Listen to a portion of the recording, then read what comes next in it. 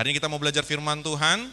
Tema firman Tuhan hari ini adalah jangan lupakan Tuhan dalam perencanaan. Yuk kita buka Alkitab kita dalam Yakobus pasal yang keempat, ayat yang ke-13 sampai yang ke-17. Tema firman Tuhan saya ulangi kembali, jangan lupakan Tuhan dalam perencanaan. Itu peringatan, tapi kalau bahasa positifnya, libatkan Tuhan dalam perencanaan. Bapak Ibu Saudara terkasih, hari-hari ini kita dihebohkan dengan satu peristiwa yang terjadi di Amerika Serikat.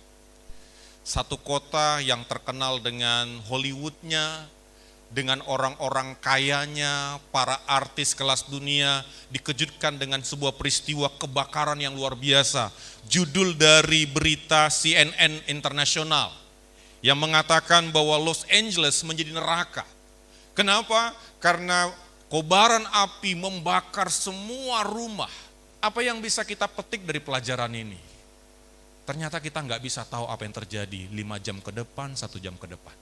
Kita nggak perlu menghakimi apa yang penyebab mereka di sana. Tapi mari kita berdoa untuk mereka yang ada di sana. Ini kondisi hari ini yang terjadi. Betapa rapuhnya manusia. Dengan segala teknologi yang mereka miliki, tidak ada yang mampu meredakan api itu. Mereka tidak terpikir bagaimana caranya dengan teknologi mereka. Mungkin mereka selamat tetapi harta benda mereka lenyap semuanya. Saya nggak tahu diperkirakan sampai 900 triliun. Orang kaya dengan segala teknologinya tidak mampu mengatasi itu. Dan hari ini kita mau belajar. Dari peristiwa ini kita disadarkan. Mari kita jangan melupakan Tuhan di dalam perencanaan kita. Dan saya ingin mengajak kita belajar dari firman Tuhan Bapak Ibu. Ada satu statement mengatakan gini Bapak Ibu. Gagal merencanakan kegagalan. Saya ulangi, gagal merencanakan, kita sedang merencanakan kegagalan. Ini momentum, ini kesempatan yang indah di awal tahun, kita mulai menata ulang kehidupan kita untuk tahun ini. Mempersiapkan diri kita untuk masa depan kita, dan itulah namanya perencanaan.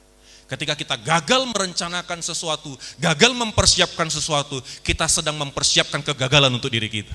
Oleh karena itu hari ini, kita mau belajar dari firman Tuhan ini, bagaimana supaya jangan ada di antara kita yang melupakan Tuhan dalam perencanaan kehidupan kita. Katakan amin. Mari kita libatkan Tuhan di dalam perencanaan kehidupan kita. Kalau kita baca dari kisah ini, Yakobus sedang memberikan peringatan kepada orang yang bersikap memegahkan diri. Dan dalam ayat dijelaskan tentang orang itu adalah pedagang yang sedang punya rencana. Pedagang itu berasa bahwa dia dapat mengendalikan segala sesuatunya dan mencapai hasil persis seperti yang diharapkan. Dia punya planning, nanti kami akan datang ke kota Anu dan kami akan melakukan usaha dan kami akan dapatkan untung. Perencanaan yang bagus memang. Tetapi Yakobus dalam firman Tuhan mengkritisi ketika tidak melibatkan Tuhan di dalamnya. Bukan seberapa hebat perencanaan kita, tetapi apakah Tuhan dilibatkan dalam perencanaan kita, itu lebih penting Bapak Ibu. Perencanaan yang dibuat oleh pedagang itu mengandalkan dirinya sendiri. Tampak jelas keyakinannya tentang waktu keberangkatan, tujuannya, lamanya tinggal, apa yang dikerjakan, dan kesuksesannya. Semua direncanakan tanpa dia menyadari bahwa dia adalah manusia yang terbatas. Sebuah kesalahan fatal manusia ketika manusia merasa bisa melepaskan diri daripada Sang Pencipta. Kita salah bila hidup tanpa bergantung kepada Allah, tanpa berelasi dengan Allah, dan tidak mengetahui kehendaknya. Terlebih apabila kita justru menginginkan Allah yang mengikuti kehendak kita. Bapak Gembala Sidang seringkali mengatakan, harusnya kita selaras dengan kehendak Tuhan, bukan Tuhan yang selaras dengan kehendak kita. Tapi hari ini saya ingin mengajak kita, Bapak Ibu, tahun ini, di awal tahun ini, di bulan 1 ini, yuk kita menata masa depan kita, yuk kita merencanakan kehidupan kita. Rencana masa depan yang kita sudah mulai pikirkan, masak-masak. Secara pribadi kita pasti menata, tahun ini saya ingin lebih apa lagi dalam kehidupan pribadi saya. Kualitas saya, mungkin karakter saya, attitude saya, bagaimana saya bersikap terhadap orang. Kita mulai menata hidup kita. Mungkin masalah kesehatan kita sudah mulai memberikan waktu kapan saya olahraga, kapan saya istirahat, pola makan saya. Kita mulai tata tahun ini Bapak Ibu, itu namanya merencanakan. keluarga saya bagaimana, kehidupan keluarga, bagaimana sebagai suami, sebagai istri, sebagai anak, kita mulai tata kembali. Kalau tahun 2024 ada yang kurang pas, ada yang kurang beres, kita cari, kemarin saya sudah sampaikan firman Tuhan Bapak Ibu, perlu namanya kita refleksi diri. Dan ketika kita merefleksi diri, kita bisa menata hidup lebih baik ke depannya.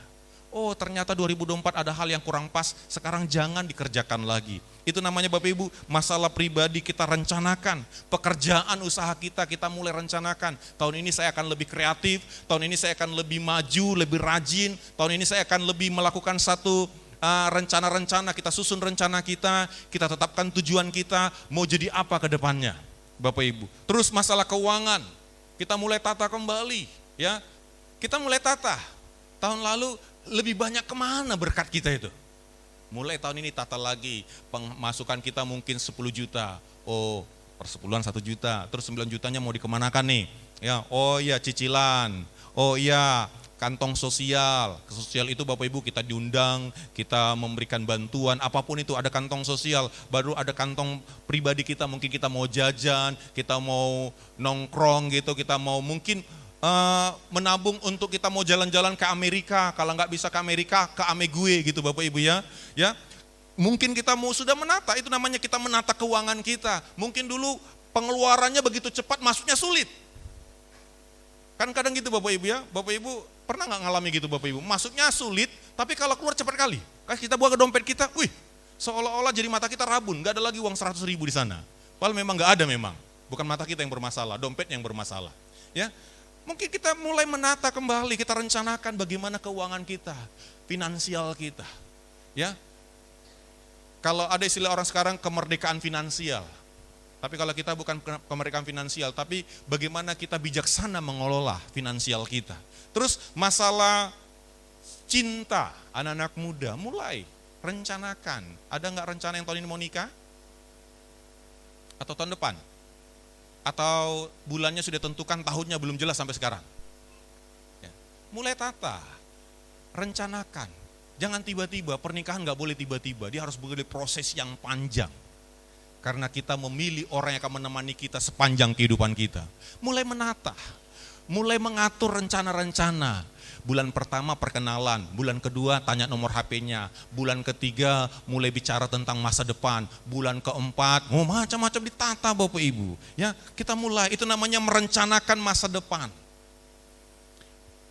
Dan dalam merencanakan itu, jangan kita lupa, kita yang merencanakan ini adalah pribadi yang terbatas, sehingga rencana kita itu akan bisa gagal.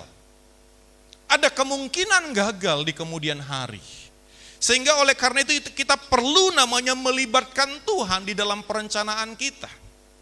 Melibatkan Tuhan itu artinya kita mendoakan rencana kita itu. Kita memulai dengan Tuhan. Makanya Bapak Ibu, salah satu bukti kita memulai dengan Tuhan di tanggal 1, kita cari Tuhan ibadah dulu. Itu memulai dengan Tuhan. Ada banyak orang 31 dia mulai pesta pora, tanggal 1-nya modom, akhirnya nggak ke gereja. Alasannya merayakan akhir tahun. Bapak Ibu, kita harus memulai dengan Tuhan. Itu namanya kita doakan rencana kita. Tuhan, saya punya rencana ini loh Tuhan. Tuhan, saya suka sama si Anu Tuhan. Tuhan, saya pengen seperti ini Tuhan. Kita doakan Bapak Ibu, kita mulai mendoakan rencana kita.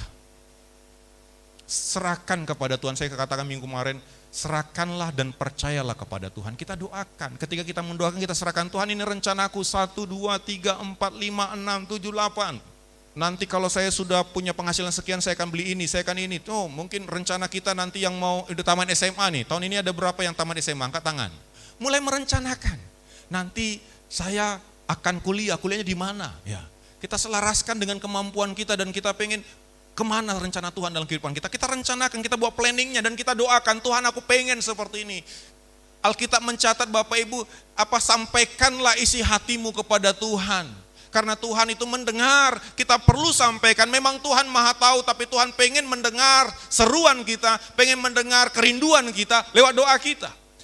Ketika kita berdoa, menyerahkan rencana kita sedang melibatkan Tuhan di dalamnya. Yang kedua, melibatkan Tuhan artinya cari kehendak Tuhan. apakah ini benar Tuhan? Pak Gembala Sidang minggu lalu menyampaikan bagaimana Daud itu sebelum berperang, dia nggak lihat betapa hebat pasukannya, enggak. Dia tanya Tuhan, Tuhan mau bagaimana aku? Apa langkahku? Kadang kita selalu memakai pengalaman kita untuk memutuskan sesuatu.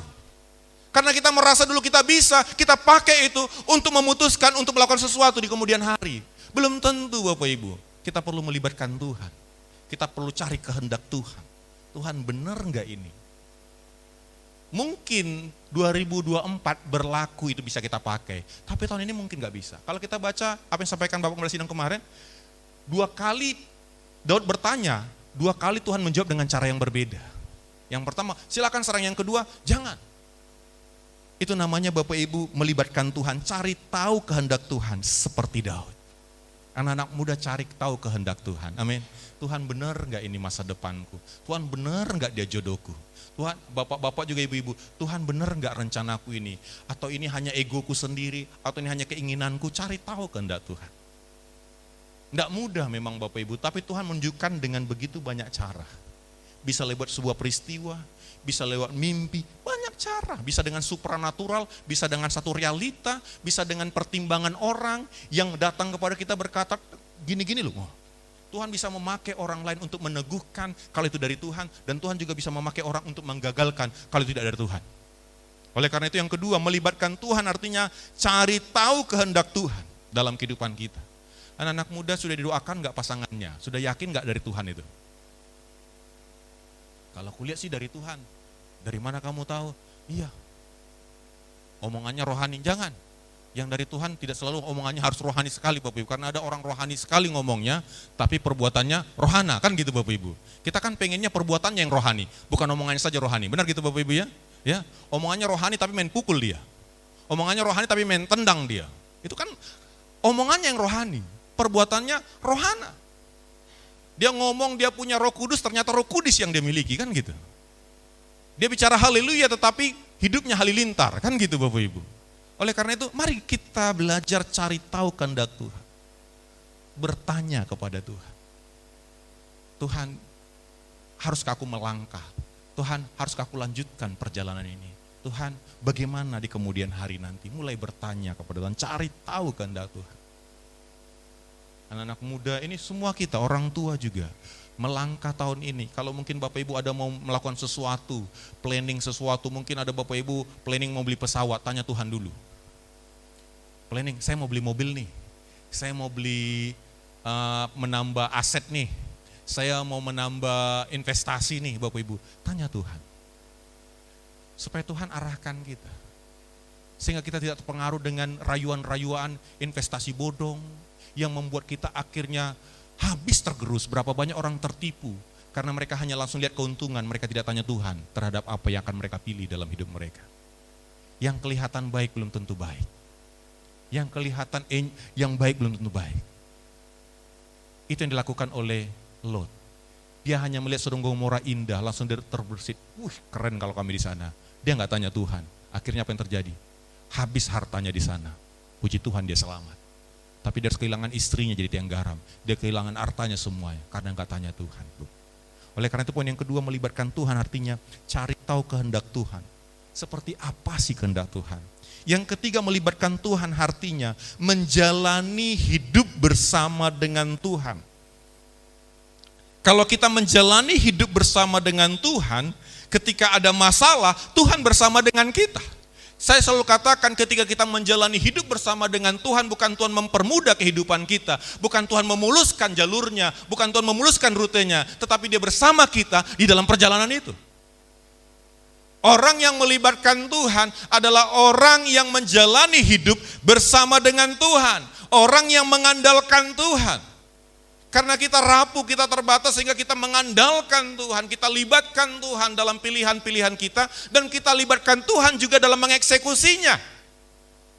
Ada orang memulai di awal dengan baik, tetapi mengakhirinya tidak baik. Karena apa? Dia hanya memulai dengan Tuhan, melanjutkannya dengan egonya, dengan kemampuannya, dengan pengalamannya. Tetapi yang ketiga ini, mari menjalani bersama Tuhan. Kita menghadapi masalah apapun di depan ini, kita menghadapinya bersama dengan Tuhan. Amin. Mari Bapak Ibu tahun ini punya planning banyak, rencana yang sudah begitu bagusnya diatur, schedule-schedule-nya. Bulan pertama akan seperti ini, bulan ketiga akan seperti ini, banyak Bapak Ibu. Memang kita harus merencanakan masa depan kita, jangan mengalir. Kalau mengalir Bapak Ibu tergantung kemana arah arusnya, kita bisa tersesat Bapak Ibu. Tapi kita harus punya rencana, kita punya planning yang perlu kita susun dengan baiknya. Tapi di atas segala planning itu, kita harus melibatkan Tuhan. Dan yang ketiga tadi, menjalani bersama dengan Tuhan.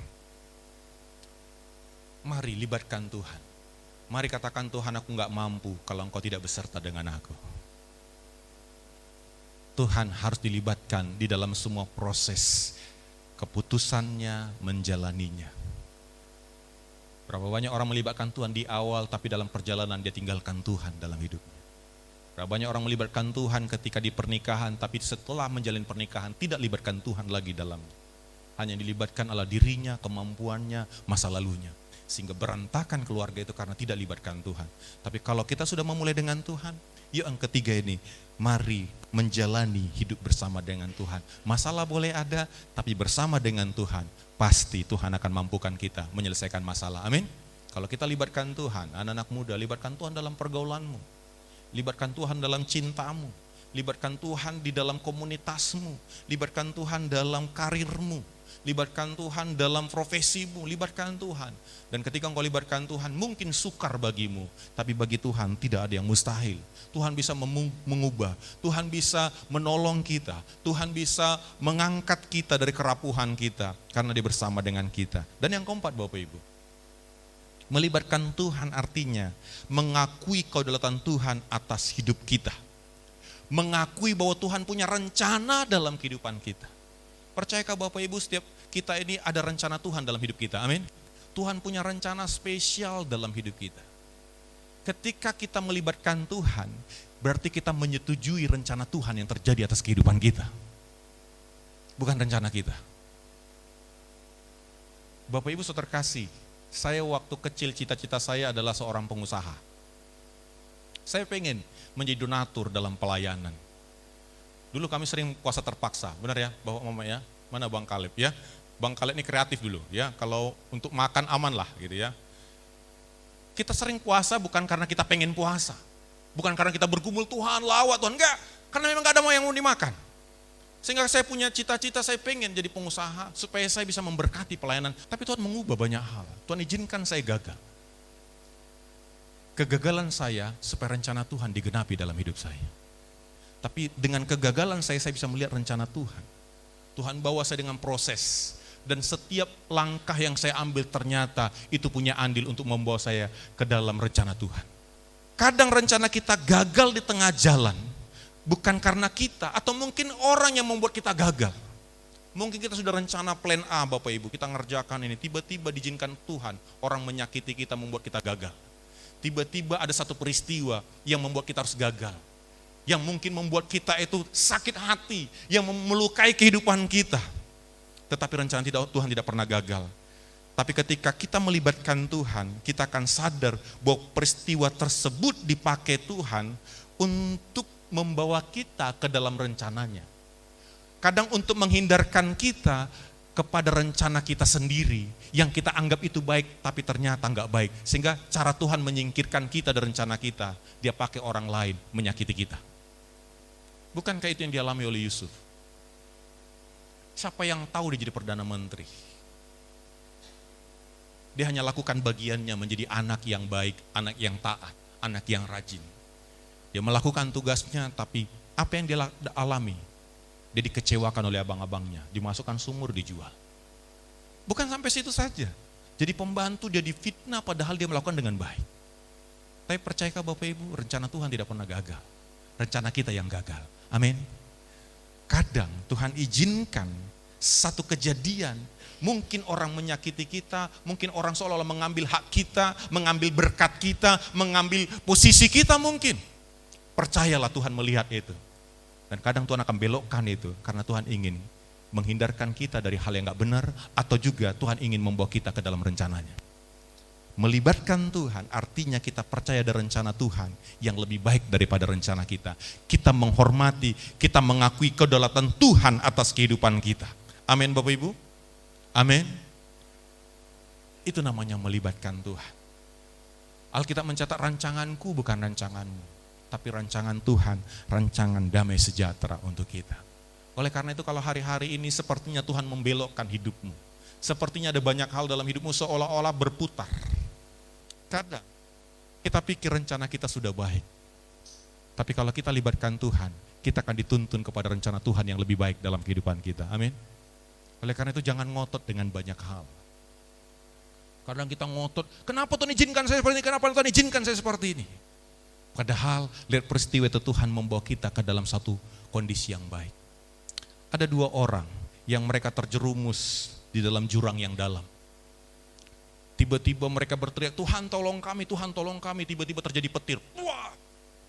Dari petir ada pohon yang tumbang Bapak Ibu, tumbang pas yang satu ini karena mereka dua lubang, satu ke yang satu lagi tumbang ke yang lain. Yang satu ini komplain, Tuhan saya minta bantuan, saya minta pertolongan Tuhan, kenapa Tuhan malah berikan saya pohon yang tumbang? Malah Tuhan jadikan bencana bagi saya. Tapi yang satu ini melihat pohon yang tumbang, dia jadikan pohon itu menjadi tangga untuk dia naik ke atas. Bapak Ibu Saudara terkasih, kalau kita melibatkan Tuhan, kesulitan itu pun bisa menjadi tangga keberhasilan dalam kehidupan kita. Amin. Kesulitan itu pun bisa membawa kita menikmati anugerah Tuhan dalam kehidupan kita. Kalau kita bisa melihat dari kacamatanya Tuhan. Kalau enggak kita akan kecewa, kita akan terpuruk dengan banyak hal. Kita enggak merasa mana pertolongan Tuhan, mana kebaikan Tuhan. Tapi ketika kita melihat dengan cara pandangnya Tuhan, kalau kita libatkan Tuhan, dalam segala hal Allah turut berkarya, mendatangkan kebaikan dalam kehidupan kita. Kenapa kita harus melibatkan Tuhan? Karena kita terbatas. Alkitab mencatat dikatakan, sedang kamu tidak tahu apa yang akan terjadi besok, apa arti hidupmu, kita terbatas. Kemampuan kita, pengalaman kita masa lalu tidak bisa kita jadikan pondasi atau kekuatan atau standar untuk memilih masa depan kita, enggak bisa. Dunia berubah. Kita enggak bisa mempertahankan keputusan kita masa lalu yang kita pakai untuk sekarang, enggak bisa. Dia enggak relevan lagi dengan kekinian. Dia sudah jadul. Kita terbatas, kita enggak tahu apa yang akan terjadi besok. Hidup kita sama seperti uap, sebentar saja kelihatan lalunya lenyap. Lihatlah Los Angeles, betapa hebatnya mereka dengan teknologi mereka, tapi ternyata rapuhnya mereka ketika ada bencana di sana, karena memang kita manusia yang terbatas. Itulah yang membuat kita harus melibatkan Tuhan dalam kehidupan kita. Yang kedua, kenapa kita harus melibatkan Tuhan? Karena ketika kita tidak melibatkan Tuhan, itu menjelaskan bahwa betapa sombongnya kita. Kalau kita baca ayat yang ke-16, tetapi sekarang kamu memegahkan diri dalam congkakmu, dan semua kemegahan yang demikian adalah salah. Yakobus menghardik mereka, lihat firman Tuhan ini, kamu salah. Dalam kitab Yakobus dikatakan, kamu dikatakan memegahkan diri dalam congkakmu. Orang yang tidak melibatkan Tuhan adalah orang yang sombong, orang yang arogan, orang yang congkak, orang yang merasa hebat dalam hidupnya. Kenapa kita harus melibatkan Tuhan? Yang ketiga, karena Tuhan adalah sumber kekuatan, sumber hikmat, sumber inspirasi, sumber keberuntungan, sumber kedamaian. Kita libatkan Tuhan, karena dia adalah sumber, segala sumber dalam kehidupan kita. Yang keempat dan terakhir Bapak Ibu, kenapa kita harus libatkan Tuhan? Karena Tuhan pemilik dan penguasa kehidupan. Tuhan yang mengendalikan semuanya. Tidak ada, Alkitab mencatat satu rambut pun jatuh, Tuhan tahu, Tuhan kendalikan semuanya. Tidak ada yang sifatnya insidental di hadapan Tuhan. Tuhan pegang kendali kehidupan kita. Oleh karena itu, hari ini Bapak Ibu saya ingin mengajak kita bersama untuk yuk di awal tahun ini, yuk jangan lupakan Tuhan dalam perencanaan. Mungkin kita berkata, aku bisa kok. Enggak. Kita enggak bisa tanpa Tuhan. Mungkin kita berkata nanti kalau gagal ada rencana Tuhan yang indah dalam kehidupan kita. Ada satu lagu rohani Bapak Ibu. Kata-katanya seperti ini. Indah rencanamu Tuhan di dalam hidupku. Walau ku tak tahu dan ku tak mengerti semua jalanmu, dulu ku tak tahu Tuhan. Berat ku rasakan, hati menderita, dan ku tak berdaya menghadapi semua. Tapi ku mengerti sekarang, Kau tolong padaku. Kini ku melihat dan ku merasakan indah rencanamu. Bapak Ibu, indah rencana Tuhan dalam kehidupan kita. Terkadang untuk rencana Tuhan digenapi dalam kehidupan kita, Tuhan izinkan rencana kita gagal. Kadang kita sudah merasa itu sudah baik. Kadang kita merasa apa yang kita rencanakan, yang kita planningkan sudah baik. Tapi rencana Tuhan di atas dari rencana kita, amin. Indah rencana Tuhan dalam kehidupan kita. Tahun ini apa yang akan terjadi? Yuk kita susun rencana kita, tapi kita libatkan Tuhan di dalamnya. Dan kalaupun di pertengahan jalan, ada yang Tuhan belokkan lewat peristiwa, lewat kejadian, jangan menggerutu, karena Tuhan pegang kendali kehidupan kita. Karena Tuhan sengaja ingin membawa kita ke dalam rencana yang penuh dengan pengharapan.